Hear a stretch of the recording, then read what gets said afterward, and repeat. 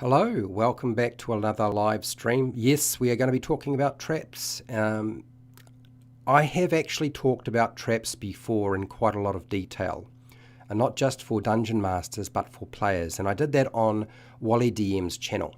But I'm going to take that conversation, I'm going to bring it over to my channel and have a discussion. I can assure you that I did discuss this with Wally, so if you thought that I am ripping off stuff from him, it's not the case. It was actually constructed by both of us, and he knew this was going to happen because we discussed about doing it. Okay, so get some food, some drink, make sure you're comfortable, get ready. We have quite a lot to go over.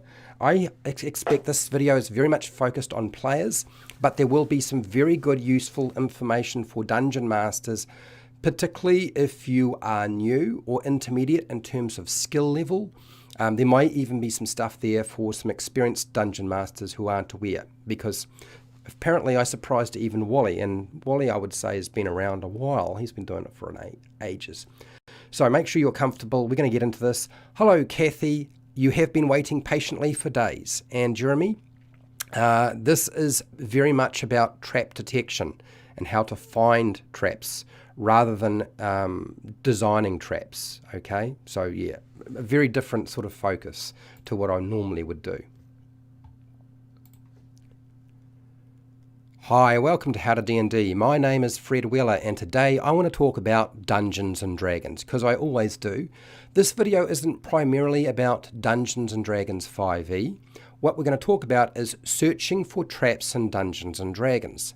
A lot of the stuff that I will provide is agnostic. It can be used in any version of the game. Some of it will rely on focus on 5e because that's the current version, but there are a lot of things that you can take from here and transition to any version that you are currently playing if that's what you're looking for.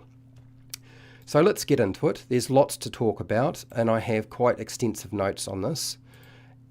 The first thing I'm going to say is the focus for this video is very much a player guide to finding traps in your Dungeons and Dragons game. So if you're a Dungeon Master and you're watching this, this might be the video to actually put in front of your players and suggest watching, because it will give them all of the things that you would like to say or probably have already told them and they weren't really paying attention, or they didn't take it on board, or they didn't believe you and thought you were the only person doing it that way. Okay, so this is a video that is sort of going to encompass everybody, I think, eventually, but primarily the focus is the players at this stage.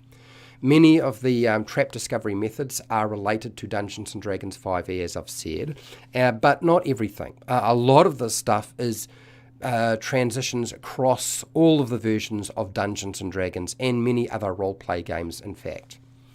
So the first thing I'm going to say is expect there to be a high perception or wisdom check to find a trap. Now, why is that? It's because that traps are designed not to be discovered.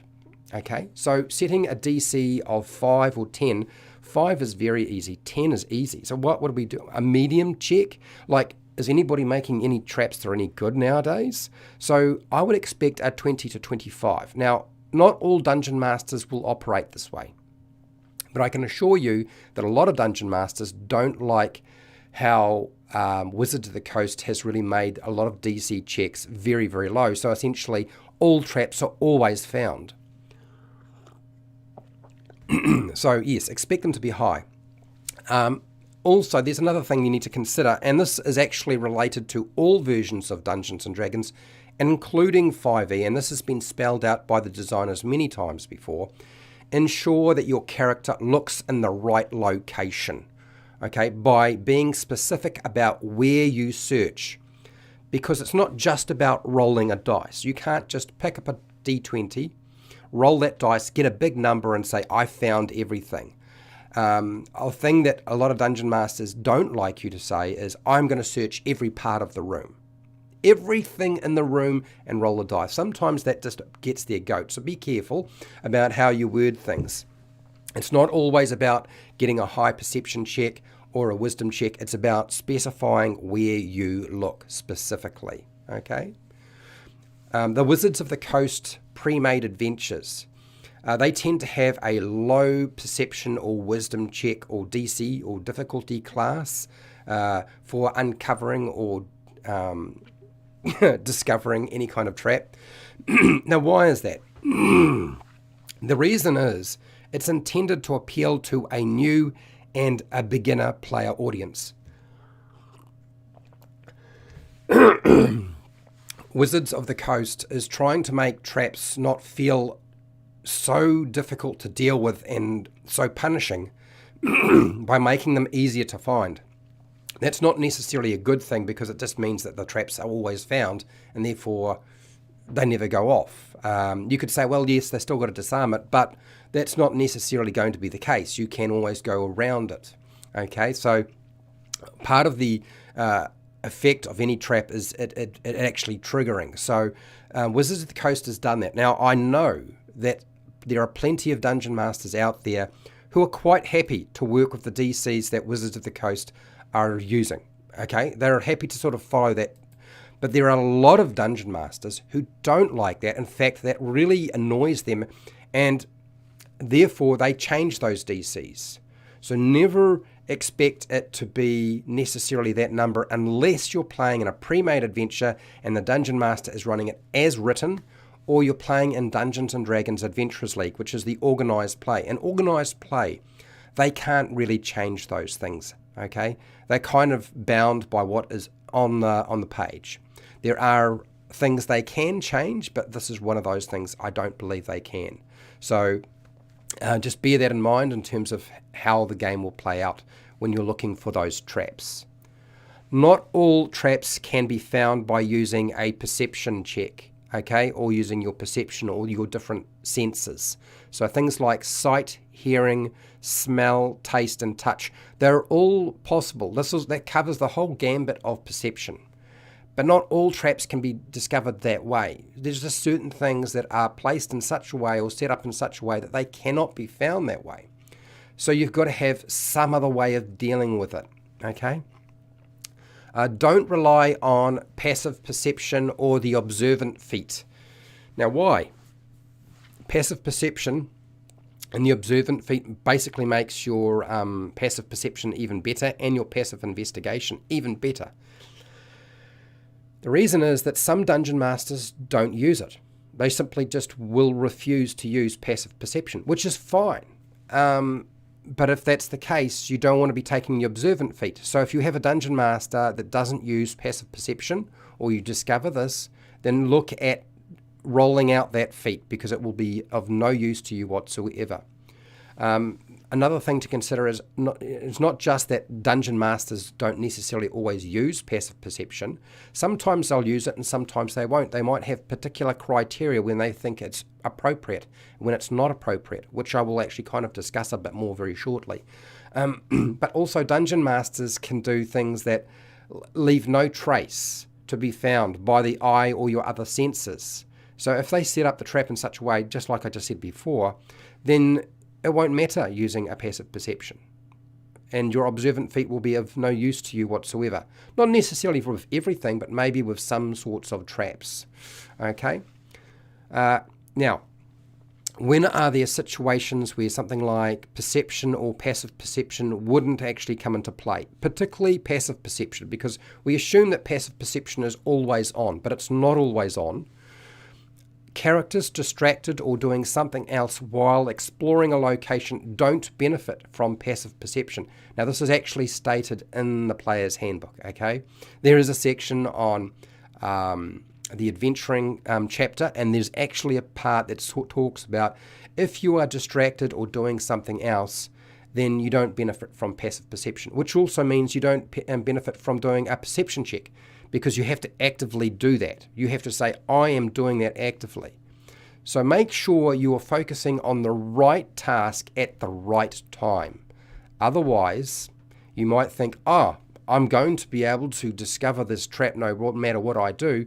But if you're doing something else like reading a map or, playing darts or talking with somebody else, and the dungeon master deems you to be distracted or doing something else, then you won't benefit from that. Again, like I said, you have to be looking in the right place as well. So a lot of things to consider when dealing with just the perception side of things, right? Now, another question that people get kind of confused about, and so we'll discuss that, and that is investigation. The investigation skill is not really used for finding a trap in Dungeons & Dragons 5e, okay? That's not its purpose. But it's more about how the trap works once you find it.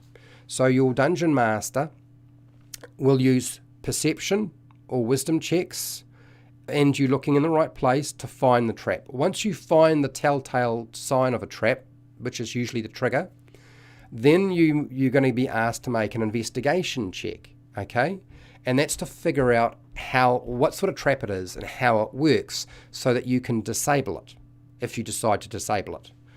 So it's more about deduction about something rather than, I know the wording, it's confusing, okay? Now there's another thing you need to also consider. Some Dungeon Masters don't like operating that way, and they will ditch the idea of using perception and just go straight for the investigation, and they'll interchange them. So based on how your Dungeon Master is operating and how they're thinking about the game, you may find that investigation check is legit in this case, because your Dungeon Master at the table is just going straight for an investigation check. Now, that's usually the case with less experienced Dungeon Masters. More experienced Dungeon Masters with 5e will probably fully understand how all those aspects of the game work, and so therefore they'll have that two-tier approach, which is perception check or wisdom check, followed by an investigation check, which is essentially just an intelligence check, okay? And then after that, whatever they use to actually disable a trap, which will probably be a dexterity check of some kind, and they might even allow you to use sleight of hand. Okay, so that sort of encompasses the basics around the mechanics and very much focused on 5e and that game system. But outside of that game system, there are a lot of strategies and techniques that you can use that don't really focus on that very much. And they look at a different approach, and that is a real-world approach to how to find traps. Because if you know anything about history, the traps that were set up, the real traps that are set up in tombs and crypts and so forth for the pharaohs and so, they're really dangerous. There are places people still don't go because the traps there are so bad and so deadly that they cannot risk people going in there. And so they're still locked up, and there's still places people don't go. So it actually takes quite a bit of time to actually get into these locations. Now, whether you're looking for that kind of realism in your Dungeons and Dragons game, I don't know. But if you're playing an older school game, traps were very, very deadly. They weren't about a setback. They were designed and set up to be like real world traps, which kill you. So the techniques you had to use had to be pretty good. Now, here are a bunch of them. The 10-foot pole is still a useful tool for detecting traps. So tap things. Use the end of it and tap it. Okay, swing your pole ahead of you, ahead of your character, because trip lines don't necessarily sit just at ankle level. They might be at a higher level as well. So you need to swing it around in front of you. Make sure to use your 10-foot pole and strike the floor as you go. Wherever you're going to step, that's where you want to be striking. Okay, anywhere anybody's going to step, that's you strike the floor there. Strike the walls, because you don't know what might be on the walls. Strike the ceiling if you can reach the ceiling with your 10-foot pole. Okay, all those are very, very good techniques. Now, a lot of people will say, well, that slows down the game. Well, no, you just say, I'm going to be doing this. It's one sentence. Okay, it's one sentence. I get out my 10-foot pole, I swing it in front of me, tapping the floors, walls, and ceilings as I go, looking for traps. That's it. The Dungeon Master will do the rest, okay? Next, the modern version of the 10-foot pole, I would say, is the Mage Hand cantrip. It extends the range that you can use to 30 feet rather than just 10 feet for greater safety when prodding surfaces and objects while looking for traps. Remember, even prodding and poking at a door or a treasure chest is a good idea. Now, One of the things I will say is that Mage Hand has got a particular focus. There's only so much it can achieve, just like the 10-foot pole, okay? So even as you're feeling around, just the same description that I just gave you with a 10-foot pole, that 30 feet range isn't going to keep you out of the firing range of every single trap. It is just going to keep you a reasonable distance away. So whether you have somebody out in front and the rest hang back from them, that may be still a very legitimate strategy because you don't know how big the area, the kill zone is. Another way is to go fishing, and I'll explain what I mean by that. A rope tied to a crowbar can be tossed onto the ground and dragged down a passageway. So you throw it ahead of you, drag it down the passageway, or you pull it over our room's floor to trigger pressure plates or to activate traps. Now the weight of the crowbar and the rope is probably going to come in contact with any tripwires along the path you are throwing your rope and crowbar, and they will activate those traps or tripwires and pressure plates. Even a fishing line with a weight on the end of the string line can be used as a minesweeper. It's the same sort of, you're going fishing for traps. I know that sounds strange. Now, the only problem with the sinker for a fishing line is it's very, very light. It doesn't weigh very much, and so it can only pick up very sensitive traps rather than traps that require a lot more pressure on them, okay? So not all traps, or should I say not all pressure plates, can be found or triggered with a 10-foot pole or a crowbar or Mage Hand or even the fishing line sinker, because they're not heavy enough or they don't apply sufficient force to actually activate the trap. Some traps have sort of a weight pressure system where you have to sink at least 50 pounds on there. So the trap is set up basically for a humanoid to stand in that location, and then it's triggered. Things like squirrels and spiders and stuff like that aren't going to trigger it because they're too small. Otherwise, you'd wind up with the traps going off all the time, right? Because sometimes little critters get into places they shouldn't be going. So another thing to consider, that it's not going to be foolproof. The Detect Magic spell is excellent for locating potential magic traps if there are no barriers. So one of the things with Detect Magic is you must be able to see whatever it is. There can't be any barriers in the way. Now, if there is a barrier in the way, it can't be too thick, and that barrier needs to be transparent. I know a lot of people get confused about this because there's a second part to Detect Magic that talks about the thickness of barriers and how Detect Magic doesn't work if you're going through more than this much stone or metal or whatever it is. And they think, well, okay, then I must be able to then I don't have to actually see it. But no, that's applying to things that are transparent. It's Dungeons and Dragons. Dungeons are weird. Some things you can actually see through. The other thing to remember is that there are some features, spells, and abilities out there that allow you to see through things. So if you can see through something, even though there's a barrier, you can still use Detect Magic, provided it's not too thick. Still a very good spell to use. It was the go-to when I was playing older versions of the game. It is still the go-to now, but there's things you need to consider. It won't pick up everything. What I will say, and a lot of people probably already know this, the Find Trap spell is all but useless without some other method being used. Because of the way that the Find Trap spell has been set up, it's frankly unable to do its job properly. Now, why is that? And why is it in the player's handbook? It was put in the player's handbook to really only be able to be partly useful. Otherwise, what would happen is the smart thing to do is to find traps. Now, if you have a dungeon where there's lots of traps, a dungeon master's got no other choice but to sort of forget about putting them in there, because all you're going to do is use your Find Trap ability to find everything, and no trap would ever be activated. and I think it is one of those times where the spell find traps probably should never have been included. And I think it's one spell that really just should have been left out completely. So don't fall into the trap of taking the find trap spell, because it won't do what you want it to do. There are other spells that can be far more useful to you to actually find traps than that spell, unfortunately. Okay, the Arcane Eye.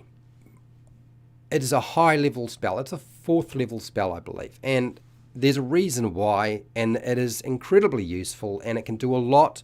There are some problems with it, but let's explain. So the Arcane Eye spell can be used for recon on any dungeon location with traps and monsters at a long range while it's invisible. The Arcane Eye is invisible. It's quite small. It can move through a small gap, which is great. That means you can scope out a whole dungeon location using your Arcane Eye spell. That means you'll know where the monsters are, often where the treasures are.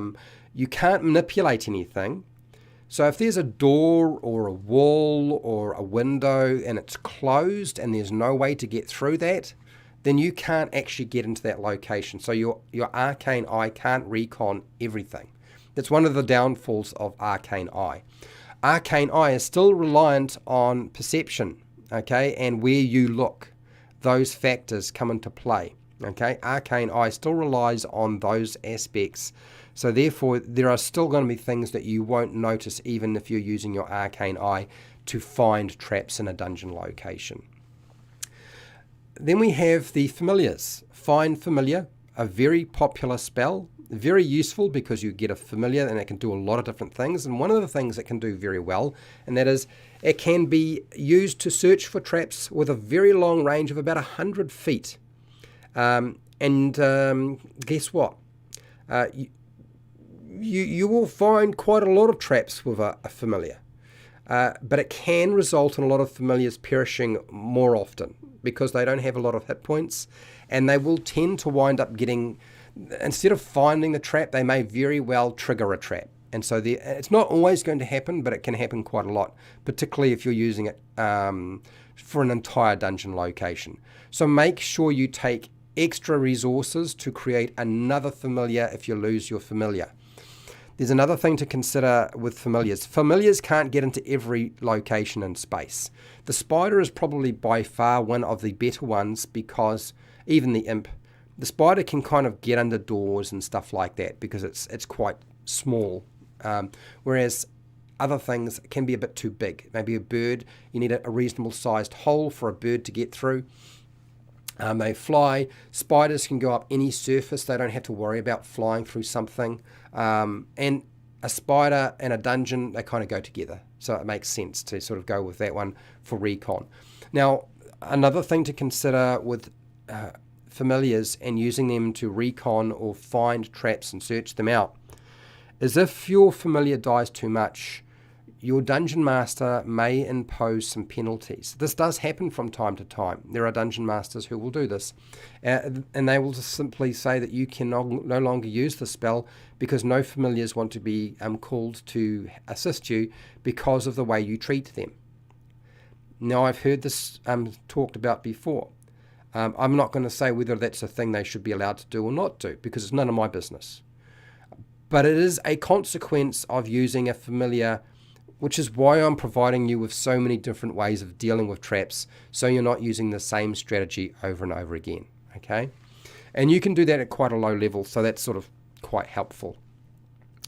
So that's the find familiar, or find traps with that familiar.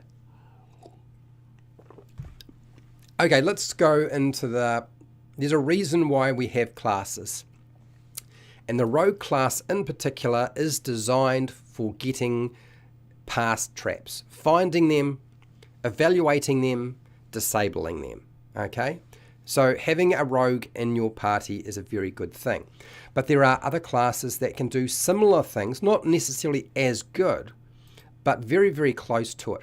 So ask the rogue or the monk in your party, if you have one, to scout ahead Now, before everybody sort of goes rushing in. Now, there's a reason why, okay? Because hopefully they have a high perception score, which means they have a high modifier, which means they hopefully have a high perception with their roll. They're always going to be dependent on rolling a dice, so dice can roll 1s and 20s, so you never know. Even with a high modifier for their perception check, they may well roll very low and still wind up getting suckered into a trap, okay? But they also have the benefit of being very stealthy, and sometimes you'll find locations where there are traps and monsters are waiting for somebody to come into a location, then they activate the trap. So the trap is not automated, okay? The trap has to be manually activated by a monster, and then they'll turn it off and on when they think it's going to be appropriate. So it's good to be able to be stealthy, and so rogues and monks are pretty good at doing that sort of thing. On top of that, both of those classes eventually get access to evasion, which means when they deal with a dexterity saving throw from a trap being triggered, they might walk into something and not notice it. They're less likely to wind up perishing because they have evasion. And most traps are operating off a dexterity saving throw rather than anything else. There's always the possibility that the trap might be utilizing a strength saving throw or even a constitution saving throw, but usually nothing else. Intelligence saving throws for traps are quite rare. They can happen, but they're quite rare. So yes, make sure there's somebody who knows what they're doing in the front. A combination magical and mechanical trap is very hard to find, so you need to use multiple detection methods to find them rather than accidentally triggering this type of trap. Now, what do I mean? Look, in previous versions of the game, and I'm going to say, let's say 3.5, this was our normal strategy for making sure we didn't walk into a nasty trap. And you apply the same thing in Dungeons & Dragons 5e. Although 5e doesn't seem to have a lot of traps, but if you've got a homebrew game, who knows how many could be there. And depending on the adventure too, because dungeons tend to have traps. And that is, we would have somebody with a 10-foot pole out front, prodding and checking the place. They were doing that. It was usually, the 10-foot pole was usually given to the rogue in the party, somebody who was good with perception, so they had a good high perception score. And then we had somebody else, if the rogue couldn't cast Detect Magic, somebody else was casting Detect Magic at the same time to allow us to pick up those magical traps if we couldn't find them with a 10-foot pole or a perception check. So the three-pronged approach, your standard three-pronged approach. That doesn't mean there aren't other things you'll need to do, but that's what I would recommend to you if you are playing Dungeons & Dragons. Okay. The glyph of warding. We need to talk about this glyph because it is a tendency. There's a tendency for dungeon masters to use this glyph as a trap, which makes perfect sense. So a glyph of warding explodes, basically causing quite a lot of damage for a low-level character. For a high-level character, really, who will care? They won't care really. They won't. They won't be worried at all. But a glyph of warding leaves telltale signs. There's usually an inscription glyph or inscribed glyph somewhere on the surface wherever that particular glyph of warding has been placed. But they can also be underneath an object, making it impossible to actually see them. And potentially using Detect Magic won't pick them up either because there's a barrier between them. And unless the thing sitting on top is transparent, you won't know it's there. So picking up an object and finding there's a glyph of warding underneath that explodes on you, dungeon masters can set that sort of thing up. That definitely does happen. So for those of you who are thinking, well, I can deal with that, well, maybe not. So it is not always going to work, the strategies that I've given you. You may even find that you need to push things over. Your 10-foot pole in your mage hand, if it can push something over or knock something away, that's maybe a better strategy rather than just lift it up with your hands. Okay? All right. Next, the Gust cantrip. Now, did I miss something? I feel like I've missed something. What have I missed that I should have talked about? There's something along here that... yes, that's right. Detect Magic. Let's go back to Detect Magic. I do apologize. I should have talked about it when we were talking about Detect Magic. Detect Magic might not find a trap, and there's a reason. There's another spell that you can use in combination with traps, and that's Nistral's Magic Aura. Nistral's Magic Aura can be used to disguise a trap, a magical trap, or hide it completely. Now, so what it does is you can change anything that is magical so that it gives off the wrong school of magic, or you can make it appear to be non-magical. Nistral's Magic Aura can also be used to make something appear to be magical and give it a school of magic.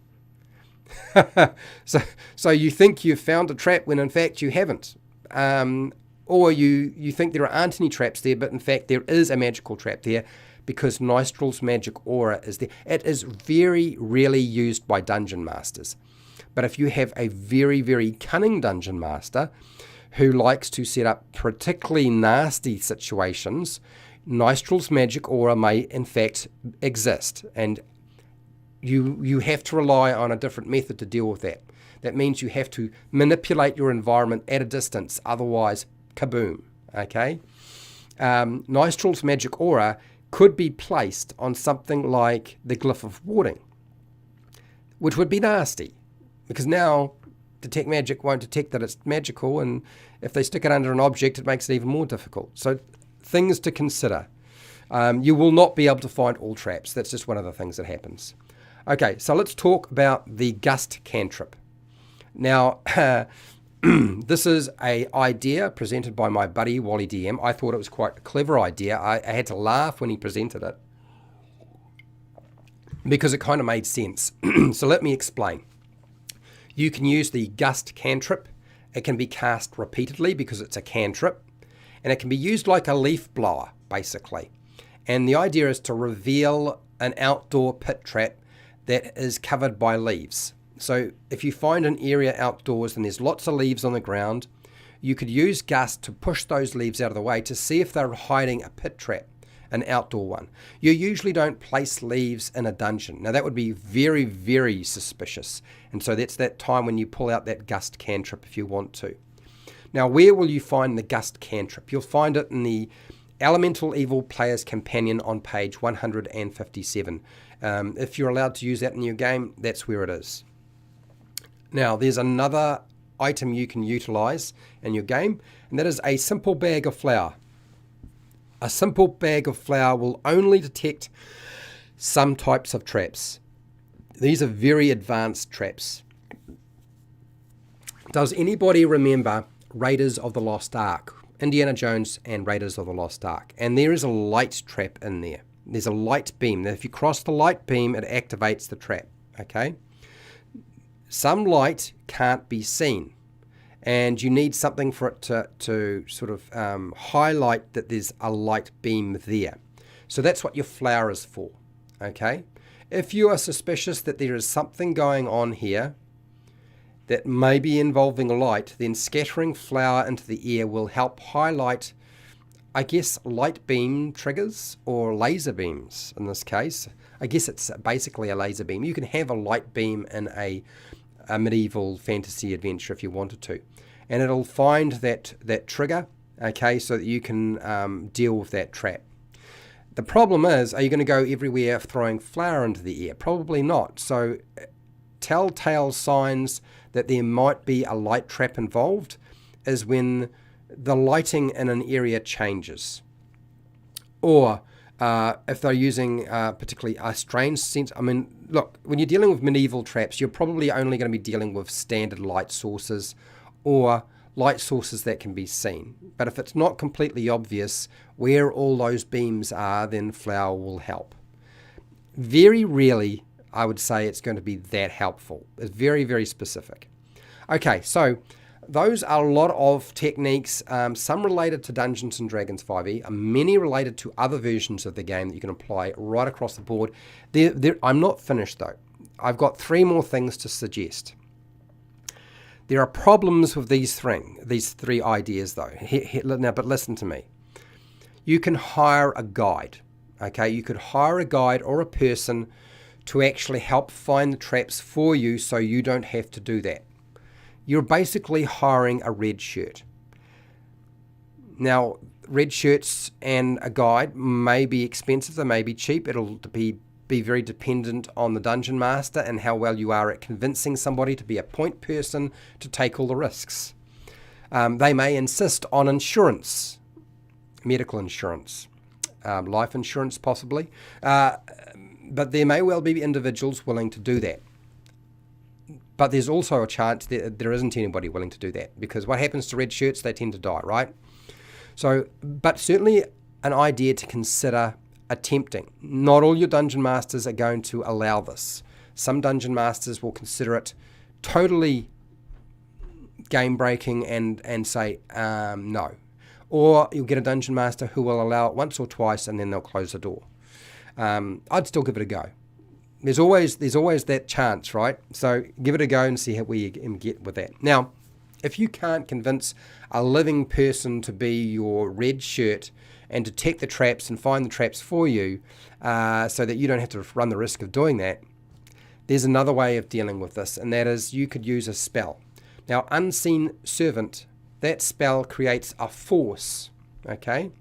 It's not an invisible creature, it's just a force that can perform simple tasks. It can't go very far.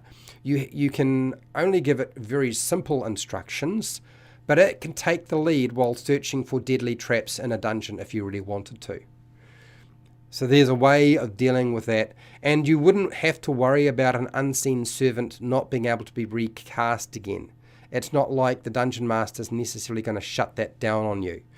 Particularly, whereas hiring people or individuals or red shirts probably will get shut down eventually, and your familiars might get shut down eventually. Unseen Servant can be used pretty consistently, okay? And it gives you a reasonable range in terms of, because you can give the Unseen Servant something to hold. They can actually manipulate the environment. So they could be holding that 10-foot pole at about a range of, I think it's 60 feet.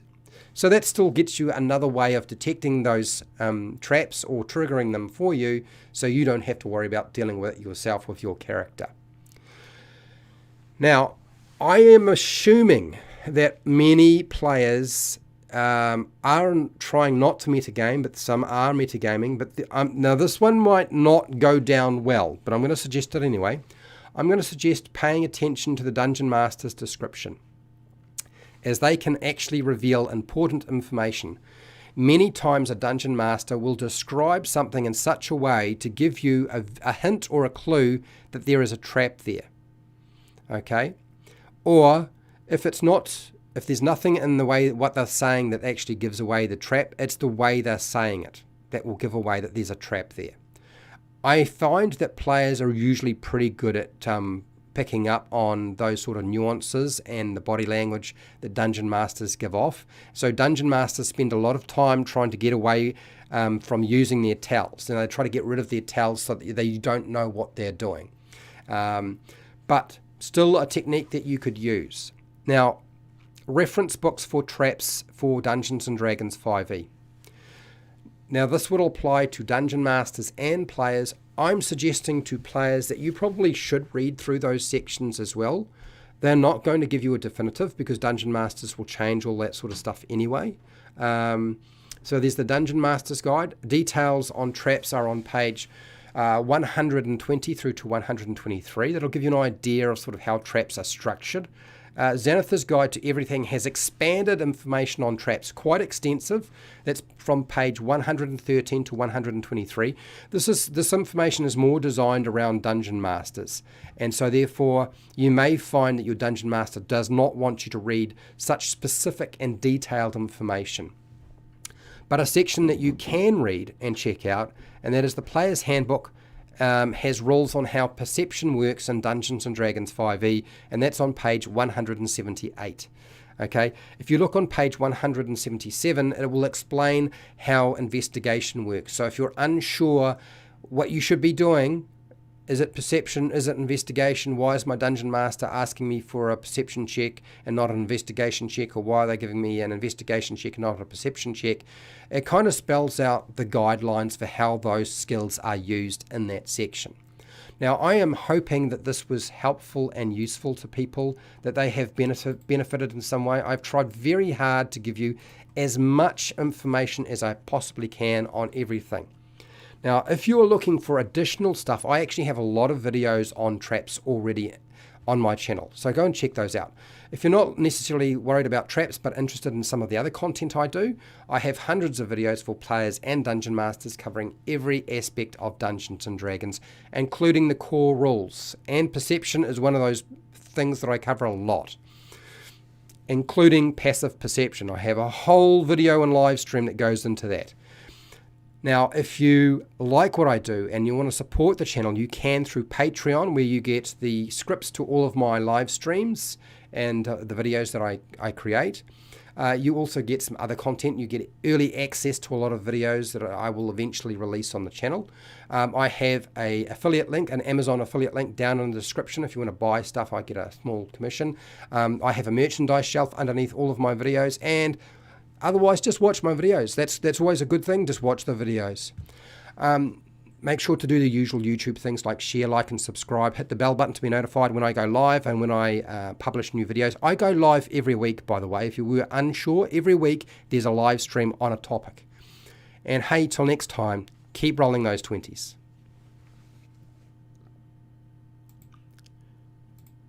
Don't run away. I will do Q&A. Let's do some Q&A. Let's get back to the camera and let's answer some questions. Say hi to a few people. I will tap this in now, because if I don't, I will forget. And I know a lot of people assume that they can't ask. You can ask questions on anything, by the way. It doesn't have to be anything in particular. Hello, Wally. Dang, I just missed this. Wally, so for those of you who don't know, I did a video with Wally on how to find traps, how to evaluate the type of trap it is, and how to disarm them or deal with them. There's 3 videos on his channel that I did with him, okay? And I highly recommend going and checking them out. So go and check them out, because seriously, they've got some good stuff there. How's it going, buddy? I will see you very shortly, won't we? We'll see you in about an hour and a half. Well, hour and 20 minutes now. Yes, we've got another Dungeon Master Roundtable. Wally's hosting today. Let me just type this in, please. No, I've pressed the wrong button. I will answer lots and lots of questions on anything you like. We will get there. All right, so I'll just check my eyes. Are my eyes any good today? I don't need the glasses. Oh, glasses are working good today, man. It was worth paying the $300 for them. Some days they just don't do anything. I've already said hi to Kathy Evans and Jeremy. Tommy, how's it going, Tommy? Hail Adventurers, yes. Hello, there we are. There's Fred Daniels. And hello, how's it going? Pale Rider's here. I have my 10-foot pole. Yes, I am. Look, you don't have to buy a 10-foot pole. You can just go and make one. It's called a tree. They have branches. Cut something and make sure it's about 10 foot long. And if you weren't worried about carrying it around, well, you know, that's what the mending cantrip's for. You break it in a couple of places and then you just put it back together with mending when you need it. And then you can put it back in your pack. Overboard DM, he's got a YouTube channel, deals with miniatures, terrain, does reviews. How's it going, Joe and buddy? Cheers.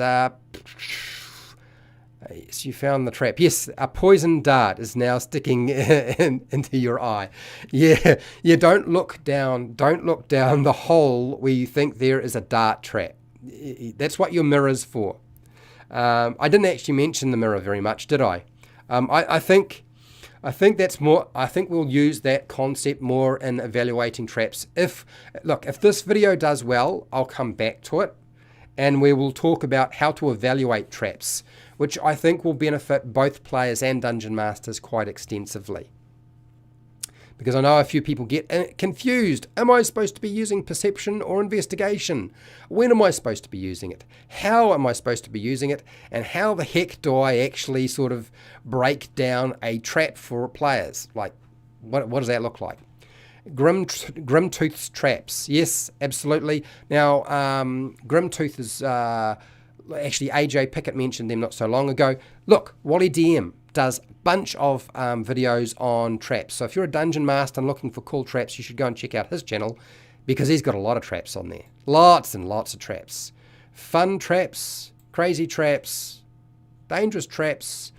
I feel like they are more on the unusual side, so worth checking out. A bag of flour for detecting a tripwire. Yes, Pale Rider, you're right. Some tripwires are very hard to see, and so flour being tossed into the air will help reveal them. Invisible stuff, yes. To a certain degree, it depends on the type of invisibility that you're dealing with, but most invisible things can be detected with flour.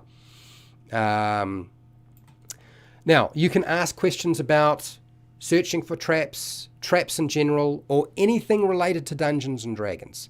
If you want to talk about other things unrelated to that, like Dungeons and Dragons and RPGs, I'm happy to talk about.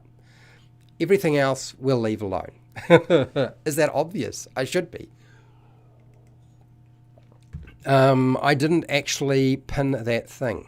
Did I pin it? No, I didn't pin it. I should have pinned it. I apologize, people. I've pinned it now. All right, let's go back. Let's see if I've missed anybody. Yes, even your blade. That's right. You're quite right. Even your blade can help find stuff. I thought this video was going to be about tarps. Really? Did I write tarps in there? No, it says traps there. I'm pretty sure it says... No. None of this is going to help me fix the hole in my roof, but I'm going to listen anyway. Oh dear, Jeremy. Oh, well, look, you shouldn't be doing this. You should be going and fixing that hole in the roof, unless, of course, you don't. It's a bit complicated. Roofs are one of those things where it is so difficult to fix. I spend a lot of time fixing my roof, trying to deal with leaks. It's a pain. I totally understand that. Okay, we've done the roofs things. It's back onto Dungeons and Dragons. Hello, Tommy. I like the traps that are riddles to disarm or become deadly. Yep, I didn't really want to talk about whether traps should be a setback or deadly or anything like that. That's really not the focus of this. But yeah, riddles can be tied into a trap. They can be part of the trigger, can't they? Oh, did you? So, Joe, you just got the new Hero Quest today. Now, Joe, you can't say, I just got the new Hero Quest game, because a lot of us have played that game, and then say nothing more. You have to do us a video. Do us a video on what's in that thing. You know I'll watch it. You know I'll watch that. When you get time, I know you do a lot of shift work, so I'm looking forward to that. You got to tell us a little bit about this thing. Was it worth the huge bucks that you paid, or did it sort of fall flat a little bit? But yes, you got to do a video. Hello, Pat Sherwood. Pat Sherwood is a patron, by the way, who supports me through Patreon. It's actually one of the better ways to actually support me, because most of the money goes to me rather than to Patreon or somebody else. What else have we got here? Yes, swinging the blade. Yes, absolutely, for finding traps. The Thieves Guild find, remove traps was a pretty hard roll, if I remember right. Yes, it was. That's exactly right, Pale Rider. Yeah, if you were trying to use the Thieves skill in older versions of the game to try to either find or particularly to remove a trap, removing traps was really dangerous. Everybody would like move back, and they were like, "Hey, buddy, if you go down, we will drag you," because they usually had a rope tied around his legs so they could pull him out of the kill zone and then heal them. So it's usually really, really hard in older versions of the game, which is why a lot of people hated traps so much. And it was always awkward if the trap was placed in a place where you needed to get through it. You just couldn't just go around. So yeah, absolutely. And yes, swinging the sword can sort of stand in for, rather than using a 10-foot pole. Swords aren't very long, but they do give you some distance. Yes, you did. You fell in a pit, negative space. No, that's no good. I wanted the new Hero Quest, but I didn't know what it was until what it was until after the crowdfunding was over. Okay, so Negative Space, just to give people an idea of HeroQuest, the board game. Look, so many of us started playing HeroQuest before we played Dungeons and Dragons, or kind of played that in conjunction, and it has got many of the aspects. There's a lot of traps, there's a lot of treasure, there's a lot of killing monsters, lots of exploration, not necessarily a lot of role play or social interaction, unless you actually built that into the board game yourself as a dungeon master, or whoever was running the game master. But that game is going to be available for purchase. It's not just going to be tied to the crowdfunding. Those people who are part of the crowdfunding will get it first, but it will get released to shelves eventually. I understand it will get released in the United States, the USA, the UK. I think they said something about it being released in Australia, and because it's being released in Australia, I believe it will come to New Zealand. It might take a little time. Not that any of you are going to care about that, because most of you don't live in New Zealand, but I do. What about the rest of the world? I don't know. But I think if the board game does well, Hasbro will release it worldwide eventually. Like all things, not all board games can be purchased in every part of the world. I know that's a fact, okay? And not every single board game can be purchased from anybody around the world online either. But there is hope for those of you that you can still get a copy of this thing. BK Dan, Mage Hand to push a floorboard and open treasure chests. Yes, yep, pushing a floorboard, pressing down on a flagstone on the floor, treasure chests. Now, it won't always work, because sometimes, you know, too much pressure or too much weight is involved, and so something like the 10-foot pole won't work, or your mage hand won't work because there are restrictions. But it's still worth doing, if that makes sense. I've got more thumbs up than I do people watching the live stream. It's happened to me again. I am going to say really thank you to a lot of people who have done this. I know a lot of people will come back and watch the live streams because it will stay public. So thank you very much. I really do appreciate it. I have been amazed at how many of the videos I've released recently have almost got 100% thumbs up. Although I would like to point out that YouTube has just told me or said that they're now taking away the view count for the thumbs down, which I don't actually agree with. I know some people thumbs down just for the sake of thumbs down. But I do feel like it is still a way of helping people understand if it's something they will enjoy watching. So I feel like that's a bit of a sham. I'm going to say it. I do feel like it's a bit of a sham, but I do appreciate all the thumbs up, particularly since there's so many of them. Okay, now, if there's a lot of detail, it's something important and trapped. Yeah, it very well, if the Dungeon Master is explaining a lot, that often can be the case. It's been a while, Pat. I hope you haven't been working too hard. And you're welcome, Tommy. Well, I'm not gone, Wally. I'm still here. I am working my way through here. Okay, so now somebody retracted their message. This is M14 SRV. Now, you said the word lore. So, yes, you will get more Dungeons and Dragons lore. Monster lore, because I feel like Dungeons and Dragons is about the player's characters interacting with monsters. That's the story of Dungeons and Dragons for me. It's not the story for everybody, but that's what I see. So I have been working on the Vampiric Mist. Some of you will probably know of it. It has been discussed in 5e before, but we're going right back to Advanced Dungeons and Dragons for the Vampiric Mist. You will get a lot of stuff. There's a lot more in the older content than the newer content. So I can assure you that it will be worthwhile waiting for. Now, when are you likely to get that? I would say about 3 weeks from now. I think it'll be about 3 weeks before you see it. Because the next video is going to be on Well, yeah, next week we're returning to Lost Mine of Phandelver. We're going to deal with Phandalin.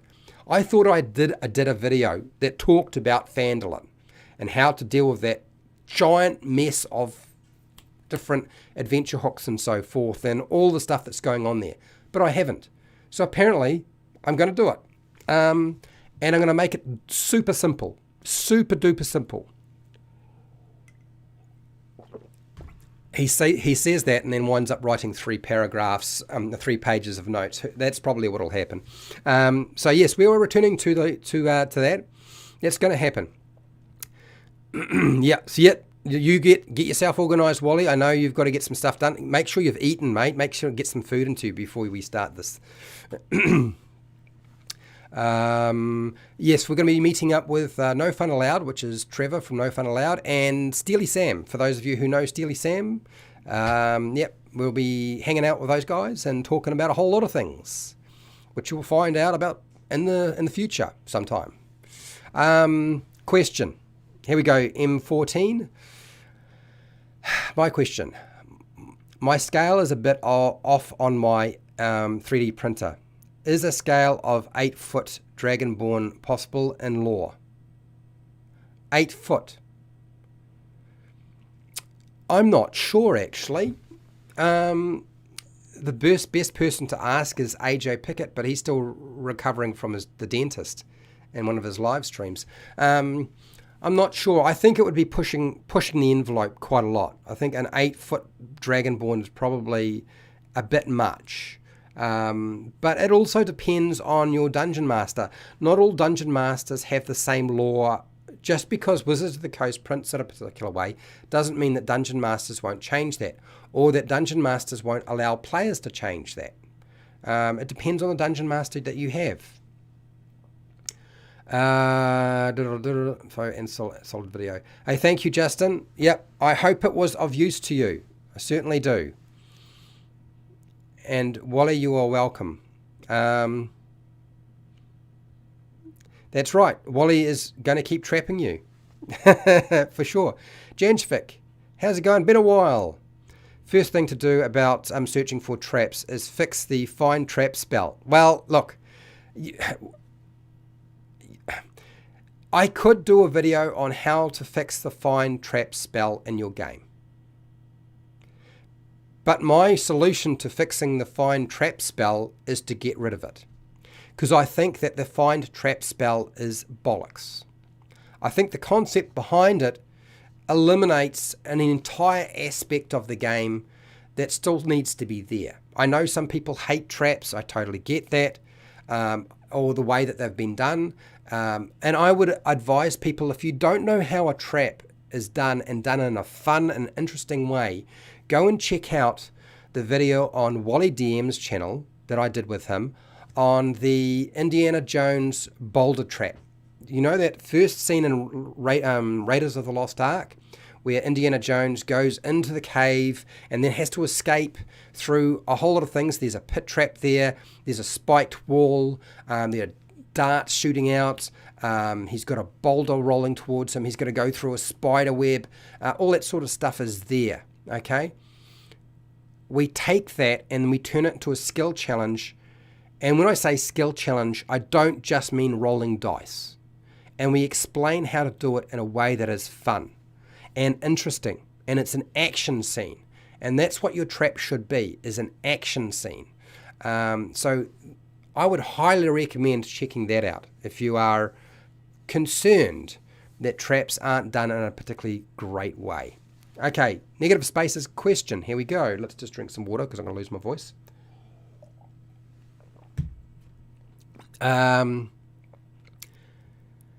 Question. How do you keep players from bringing chests with them or breaking them open? Well, you can't really stop a player bringing a chest with them. Unless, of course, it's too bulky and heavy. That's what encumbrance is for. There are basic guidelines around encumbrance for Dungeons & Dragons 5e. So it's probably not practical to carry a chest with you, okay? Now, breaking open a chest, well, some chests will be made out of wood and you can break open. But if you've got a chest that is completely made out of metal and iron, then you may not be able to break through that. You know, their weapons won't be designed to do that. All they will do is succeed in damaging their weapons or denting the chest. So when it comes to breaking open a chest, it depends on the type of chest it is. If you're dealing with a chest that's made of stone, it may well be impossible to do so. You may require specialized tools to get through the chest, okay, to break into it. So just things to consider. Okay, I'll do a video. Of course you will, Joe. Of course you will.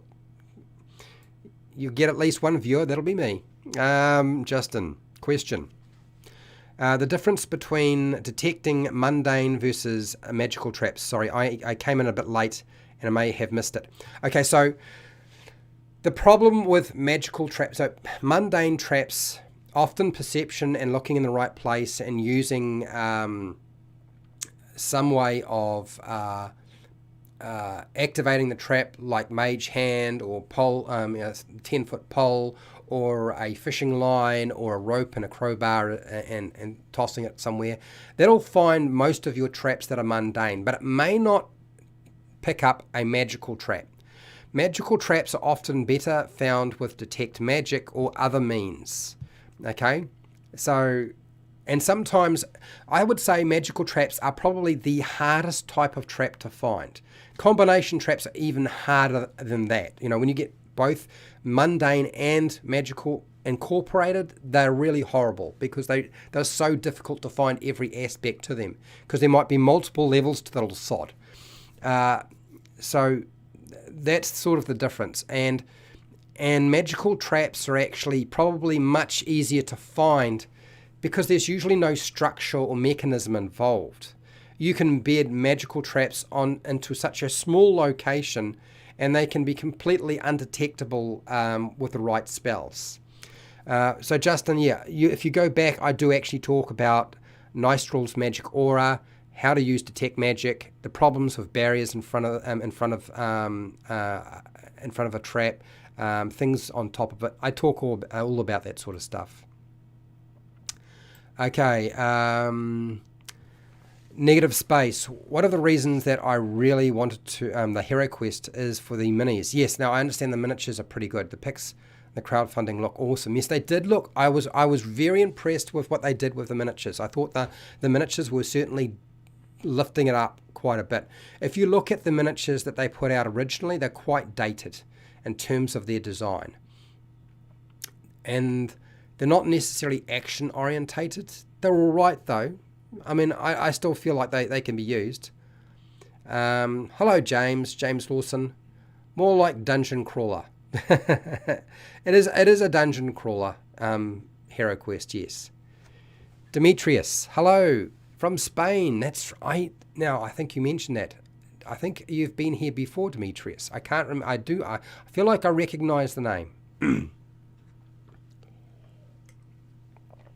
Okay, so I've got to be careful I don't talk for too long because I'm supposed to be talking in about 2 hours and somebody else's stuff with Wally.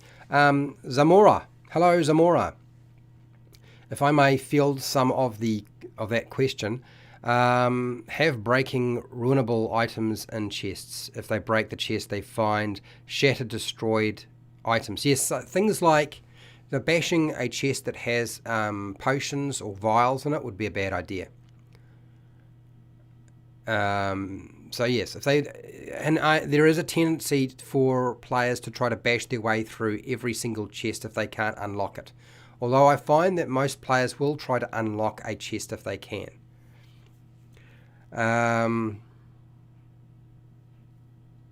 You think that was the wrong word to use? I'm not sure what we're talking about, Zamora.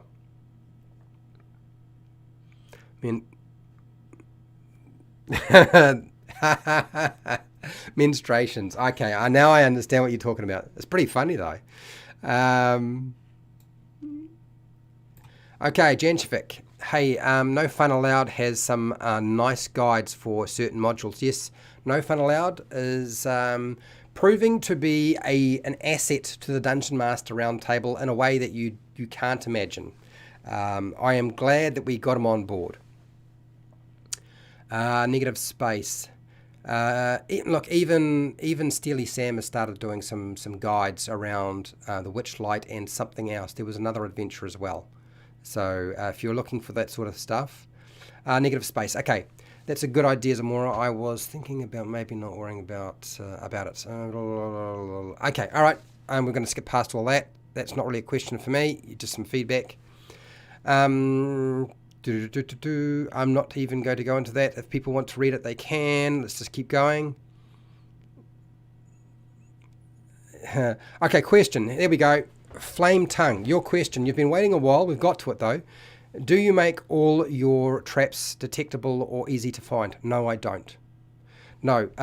So to give you an idea, I very rarely use a trap. Okay? It is very unlikely that I would put a trap on a door or on a chest or anything like that. I tend to put my traps on the entire room, or the entire passageway, and they activate in ways that people would find quite difficult. Now there is a possibility of finding the trap, absolutely, but I tend to set a perception check of 20 to 25 to find traps. Now 20 is hard and 25 is very hard. I almost never put a trap down as a 30 DC. Now why is that? Why do I do that? I'll tell you why. Because even at low level, if somebody makes a perception check and they are proficient and got even a reasonable modifier, say like a 3 or a 5 modifier, and they roll a 20-sided dice, they've still probably got a pretty good chance of finding that trap in my game, even at first level. Even if they've got no modifier for that perception check, they could roll a 20. A 1 in 20 chance is not a good chance, but there's still a chance they'll find that trap. Okay? I don't think that people put traps out with the intention that they'd be very easy to find, or even be moderately easy to find. I think traps are designed to be hard to find, so I always set them as a 20. Even with pre-made adventures, I adjust it. Now that won't appeal to every dungeon master or every player or every group. That's how I do it. You don't have to do it that way. That's just how I do it. So yes, I do set DCs. Now that doesn't mean that every trap can be found a particular way. Some traps activate, but they don't swing into full effect straight away. They will do something and they're winding up, and there's time for players to escape. And I guess the answer to your question is, how do I deal with traps? What I do is I try to have traps do ongoing damage. The more you try to engage with a trap, the more likely things will go badly for you. And there's usually a way of dealing with a trap. I always try to find a way for players to deal with things. Even death, even character death. I always find a way for players to deal with character death. That's not to say that I don't believe that there shouldn't be character death and players shouldn't end. But I'm not. It's not really something that I'm chasing. Do you know what I mean? For me, character death is just part of the journey. Whether that's the end of the journey or part of the journey in the middle, who knows? It's Dungeons and Dragons. Anything is possible. So yes, I do a lot of different things with traps. I don't know that I necessarily want to give you everything that I do with traps, because I don't think that's going to necessarily be useful to you, Flame Tongue. Okay.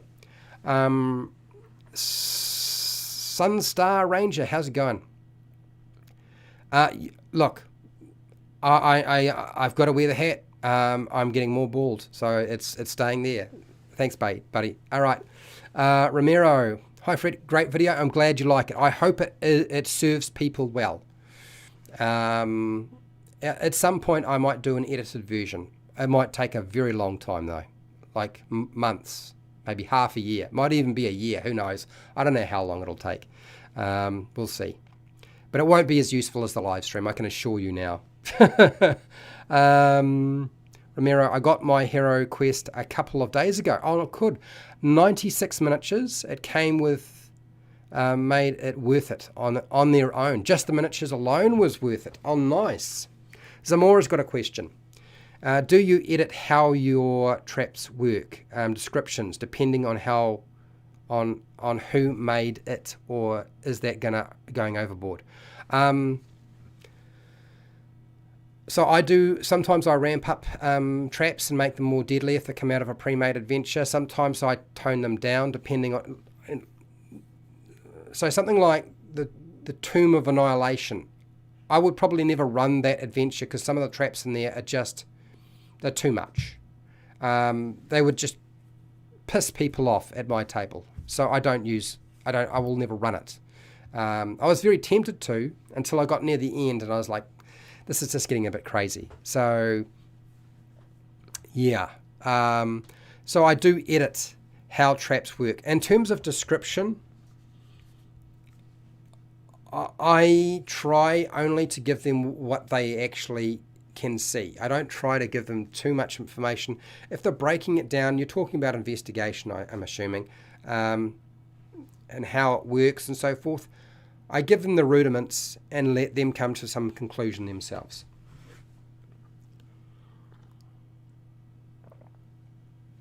I don't know if that answered your question, Zamora.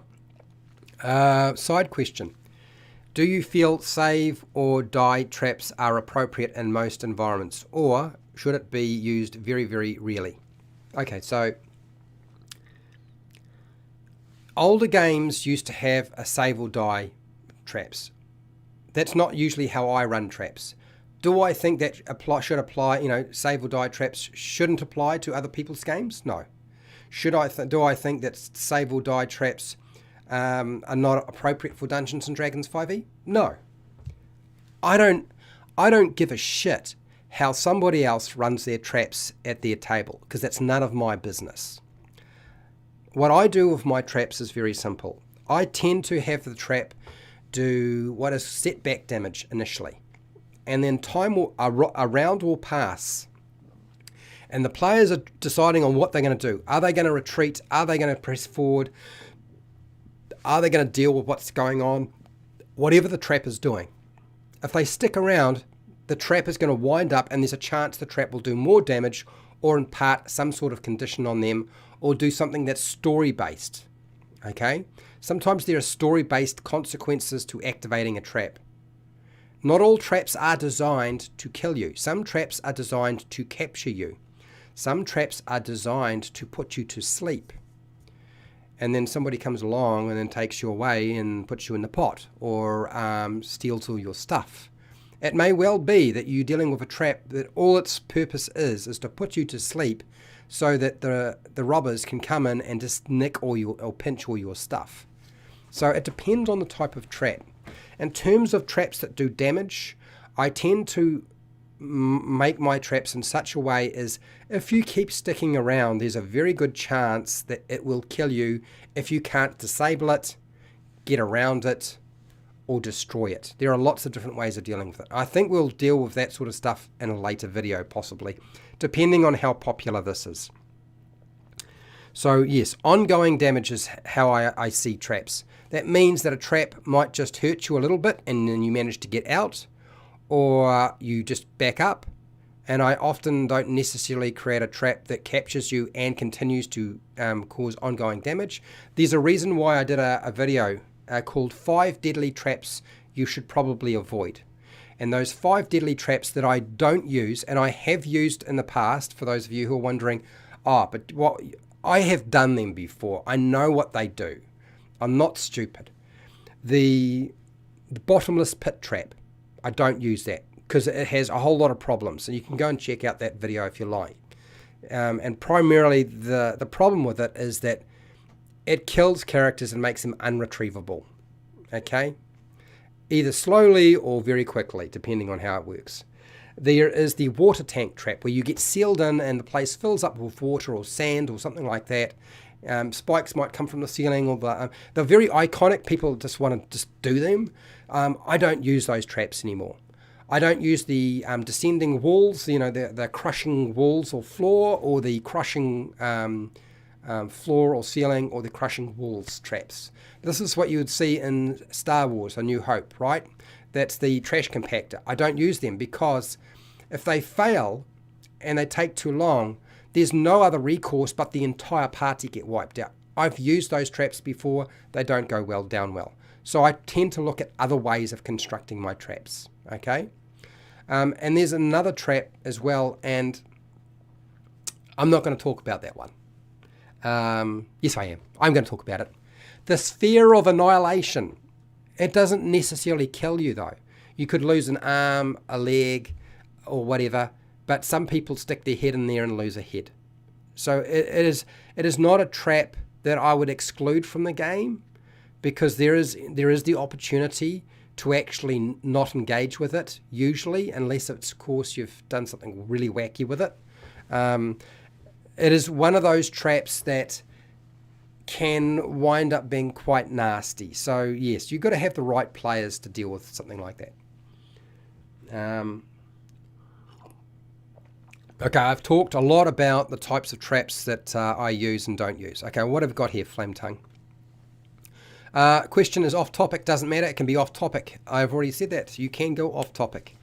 You mentioned that you don't put a lot of traps in your games.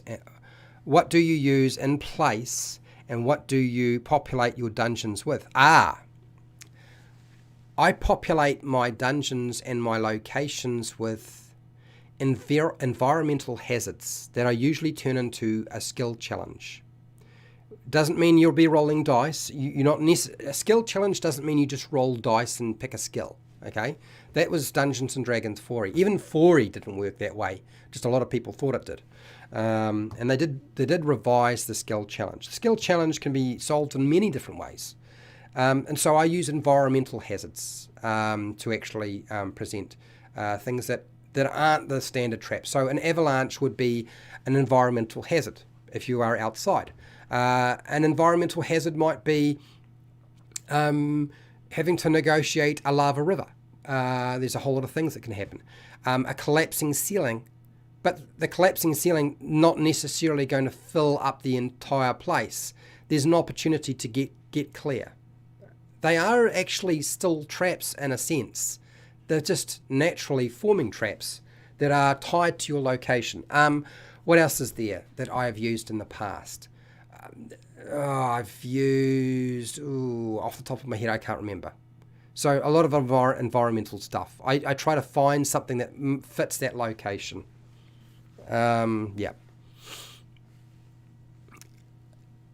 And also too, one of the things is, I only think that a trap needs to be somewhere where it is designed to protect something. I don't really want the entire place set up with traps. Look, if you think about a real tomb, a tomb is usually not that big. It doesn't have that many chambers to it. Okay, if you look at the basic concept behind a tomb, okay, you've got the annex. I think it's called the annex. You have the treasure chamber. You have the gallery. The gallery is usually just a gallery. It's just like a passageway. It can be large, can be small.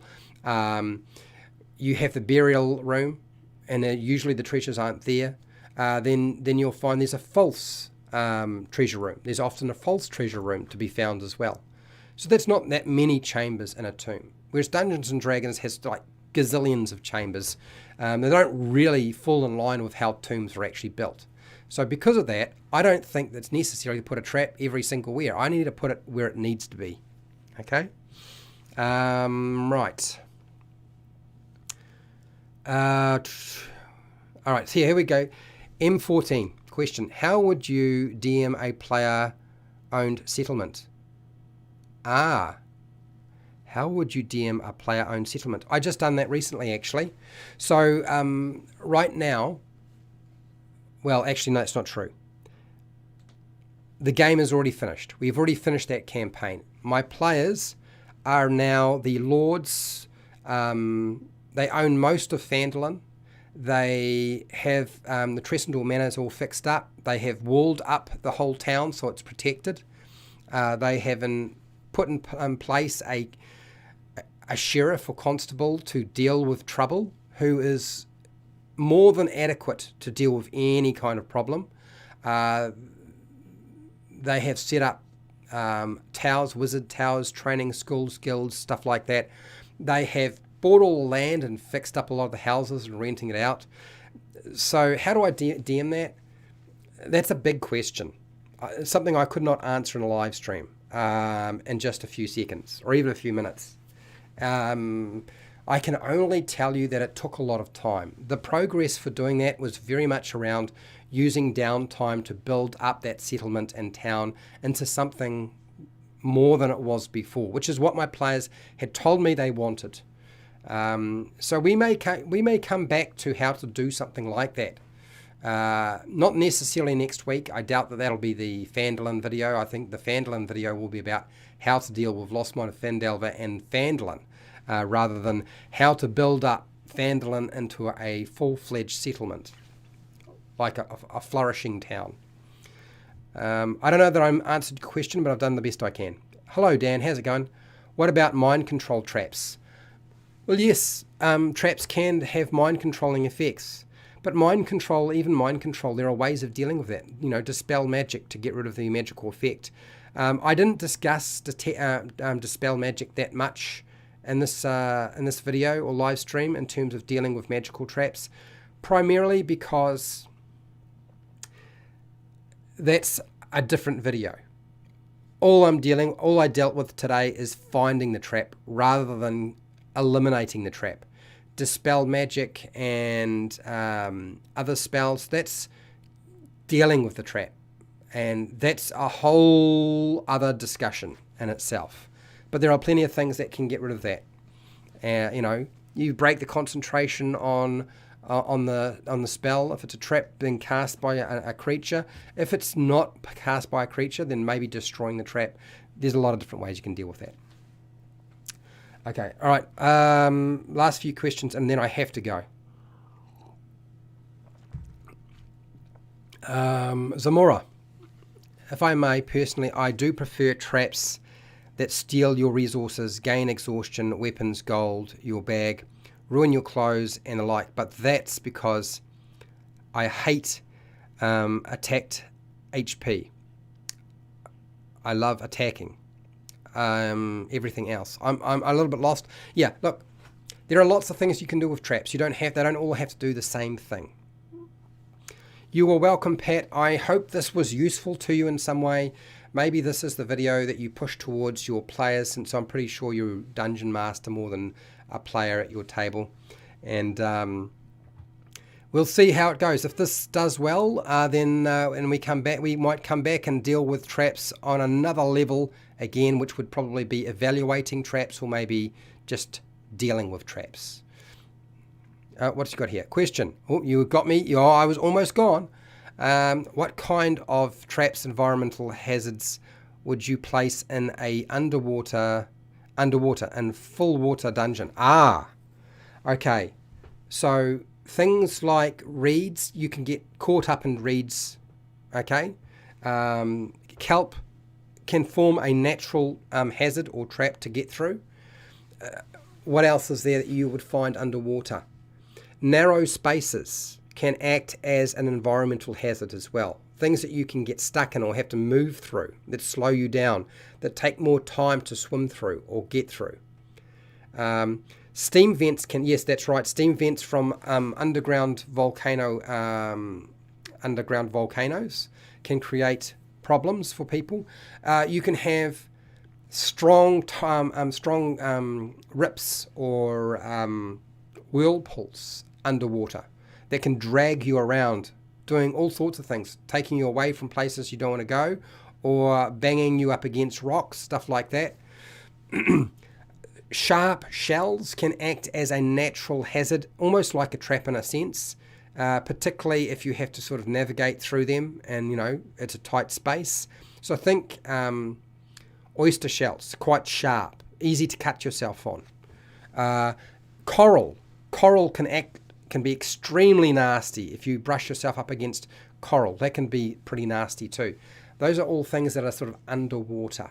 Hopefully that's given you enough ideas to work with that you can do something with it and make your underwater campaign or dungeon a bit more interesting. Now, if you're putting the dungeon completely underwater and it's not a sort of like a natural underwater environment, it's not like the ocean. Coral reef is extremely sharp. Yes. Yep. Narrow spaces. Yep, that's right. Fred's. Oh, look, see, they're throwing in a lot of ideas. What do you got here, Fred? As usual, I found lots of great, useful information and advice in this live stream. Thanks. You're welcome. I do try.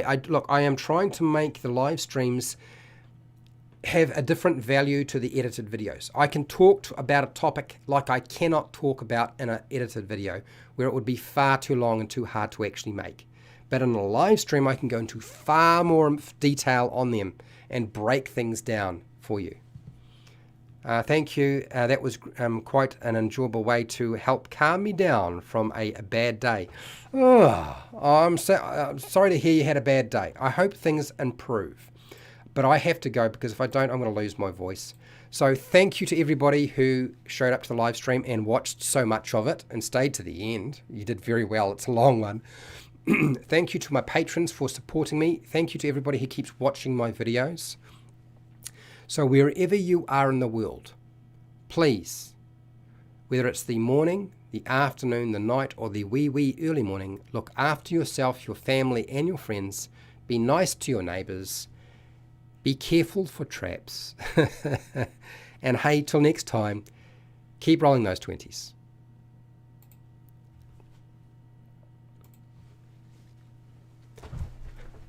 You're welcome, Peter.